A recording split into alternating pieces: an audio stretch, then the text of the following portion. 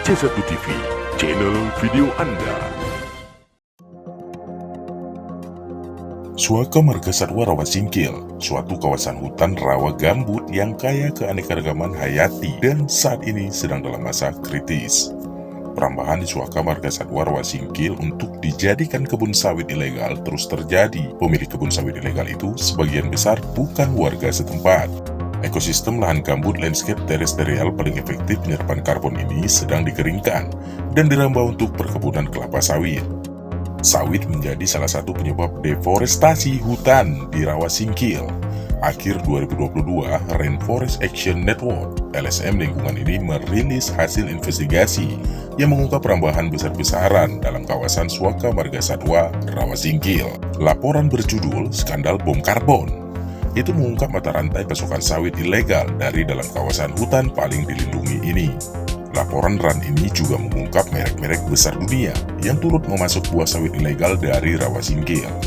RAN kembali mengumpulkan bukti baru, kerusakan hutan gambut di dalam Suaka Marga Satwa Rawasingkil yang saat ini masih berlangsung. Rekaman satelit dan drone menunjukkan setidaknya 26 km kanal baru telah digali pada tahun 2023, naik dari 9 km pada tahun 2022. Pembangunan kanal baru menunjukkan peningkatan hilangnya hutan di Suaka Marga Satwa yang kaya karbon ini. Sementara pembukaan lahan di dalam kawasan konservasi juga tak terlepas dari peran dan dukungan merek-merek besar dunia.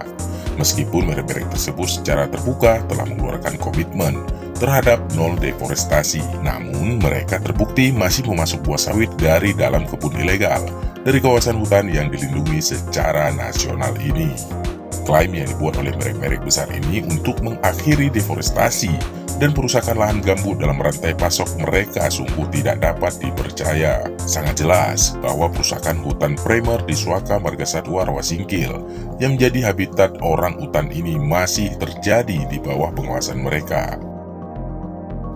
Hasil investigasi terbaru RAN menunjukkan pengusaha dan elit lokal mempercepat proses penghancuran kawasan Suaka Marga Satwa ini. Mereka sedang berupaya meyakinkan pemerintah Indonesia untuk mengurangi batas-batas kawasan lindung. Ada upaya meyakinkan Menteri Lingkungan Hidup dan Kehutanan agar mengubah batas-batas kawasan lindung untuk melegitimasi kawasan yang baru dibuka dalam kawasan lindung. Hal ini terlihat dari aksi yang dilakukan Mahmudin, seorang pengusaha lokal pemasok minyak sawit ilegal ke merek-merek besar. Bupati Aceh Selatan juga telah menerbitkan surat permohonan pengurangan batas wilayah liar Rawasingkil. Selama Pekan Iklim tahun 2022, RAN mempresentasikan laporan skandal bom karbon kepada anggota Koalisi Positif Hutan dari Forum Makanan Konsumen. Ada 400 perusahaan barang konsumsi di forum CGM, hanya Unilever, Procter & Gamble, dan Nissin Food yang telah mengeluarkan tanggapan publik terhadap pengungkapan laporan skandal bom karbon. Terhadap pengungkapan laporan skandal Karbon.com, Unilever telah melarang 2 pabrik yang terkena dampak laporan RAN sumber minyak sawit ilegal, PT Global Sawit Semesta dan PT Samudra Sawit Nabati, dari rantai pasokannya. Namun pabrik Unilever belum melarang 2 pabrik lainnya yang terlibat dalam skandal bom karbon, yakni PT Rending Putra Persada dan PT Bangun Sampurna Lestari, sehingga pendekatannya dianggap belum konsisten. PNG menanggapi krisis ini dengan berkomitmen untuk bekerja sama dengan pemasoknya untuk merestorasi perkebunan kelapa sawit ilegal di kawasan Rawasingkil. Sayangnya, PNG belum menyampaikan komitmen ini dan masih beresiko mendapatkan minyak sawit ilegal dari pemasok langsungnya. Abigail dari grup Royal Golden Eagle, Golden Agri Resources, Musimas, dan Wilmar. Nissin Food menanggapi skandal bom karbon dalam daftar keluhan baru yang dipublikasikan sebelum rapat pemegang saham tahunan pada bulan Juni ini. Tanggapan mereka menyatakan bahwa mereka berhenti membeli dari salah satu pemasok dari perkebunan ilegal milik Ibu Nasti di Suaka Marga Satwa Rawasingkil.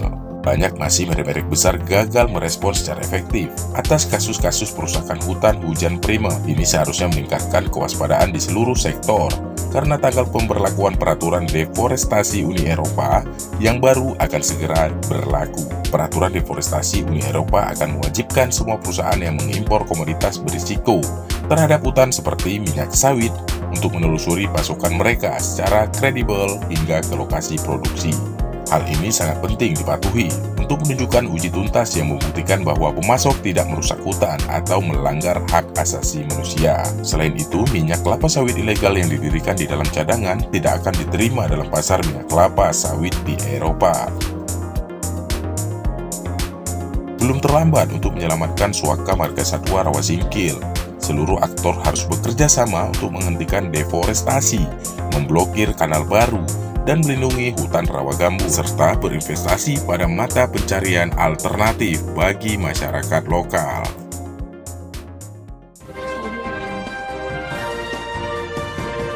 Aceh 1 TV, channel video Anda.